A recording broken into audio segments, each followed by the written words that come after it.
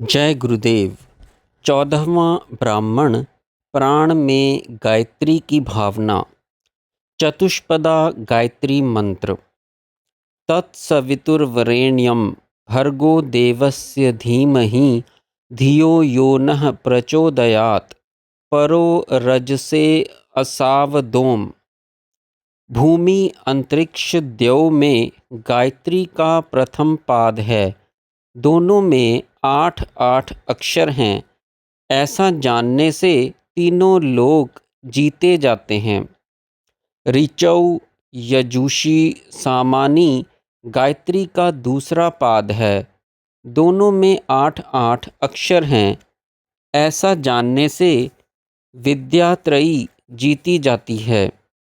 प्राण, अपान, व्यान गायत्री का तीसरा पाद है। दोनों में 8-8 अक्षर हैं। ऐसा जानने से प्राणी मात्र जीते जाते हैं।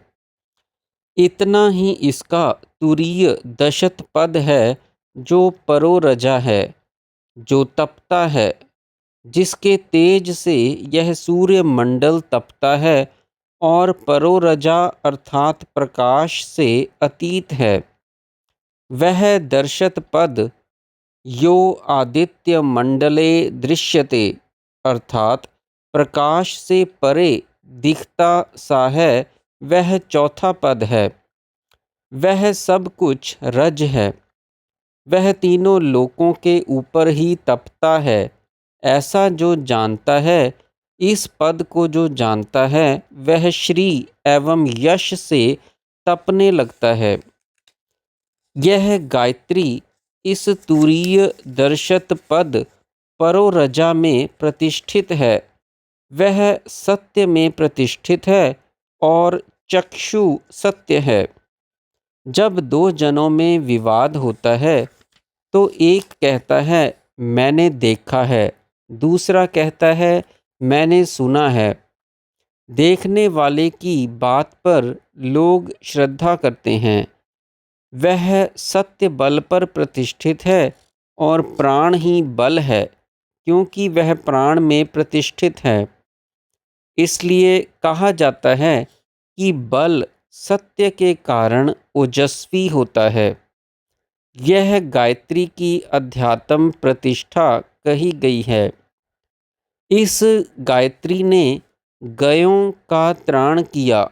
गय प्राण को कहते हैं, अर्थात इसने प्राणों की रक्षा की है, इसलिए इसे गायत्री कहते हैं।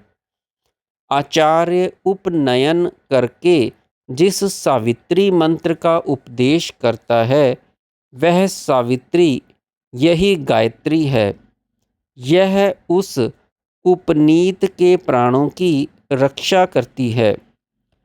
कोई कोई गायत्री के स्थान पर अनुष्टुप छंद वाले इस मंत्र का उपदेश करते हैं।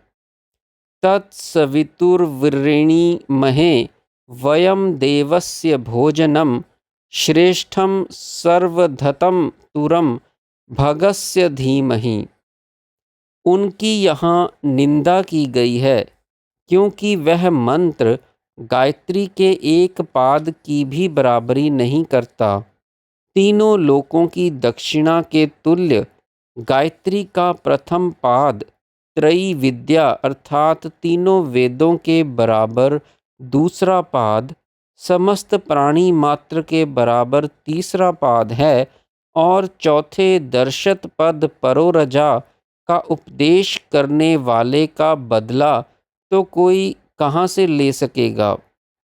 वह तो स्वयं वही है जो तपता है, अर्थात यस्य भासा सर्वमिदं विभाति।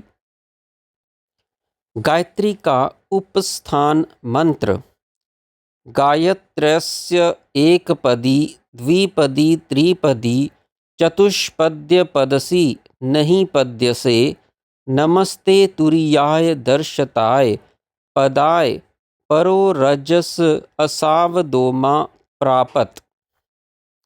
असावदोमा प्रापत का अर्थ अहमदः प्रापम भी किया जा सकता है, अर्थात मैं इस पद को प्राप्त करूं। इस अर्थ में माँ पद का अर्थ मुझे या मुझको होगा और असौ का अर्थ यह पद होगा। एक बार विदेह जनक ने बुडील अश्वतराशिव से कहा कि तू अपने को पूर्व जन्म में गायत्री विद कहता था, इस जन्म में हाथी बनकर भार क्यों ढोता है। इस पर उसने उत्तर दिया, हे सम्राट, मैं गायत्री का मुख नहीं जानता था। तब जनक ने बताया कि अग्नि ही इसका मुख है। जैसे अग्नि सबको जला देती है, ऐसे ही यह सब पापों को जला देती है और वह मनुष्य शुद्ध पूत अजर अमर हो जाता है, उसे प्रतिग्रह दोष नहीं लगता। छठा अध्याय प्रथम ब्राह्मण। इस ब्राह्मण में 14 मंत्र हैं, जिनमें छांदोग्य उपनिषद के 5वें अध्याय के प्रथम खंड की तरह प्राण की ज्येष्ठता श्रेष्ठता दिखाई गई है। अंतर केवल इतना है कि वहाँ प्राण से विवाद करने वाले देवता वाक, चक्षु, श्रोत्र एवं मन का वर्णन है और यहाँ पर वाक, चक्षु, श्रोत्र, मन के साथ साथ प्रजापात्य रेतस अर्थात वीर्य अधिक है। शेष सब आख्यायिका उसी प्रकार होने से यहाँ पुनः देना अनावश्यक समझकर नहीं दिया जा रहा। पाठकगण छांदोग्य उपनिषद अध्याय 5 खंड 1 को ही पुनः पढ़ सकते हैं। दूसरा ब्राह्मण।